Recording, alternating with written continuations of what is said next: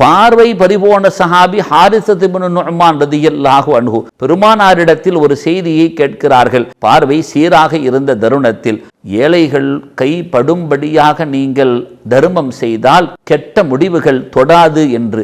ஆம், பார்வை இழக்கப்பட்ட வயோதிப காலத்தில் அவர்கள் அறையிலிருந்து வாசல் வரைக்கும் ஒரு கயிற்றை கட்டிக்கொள்வார்களாம்.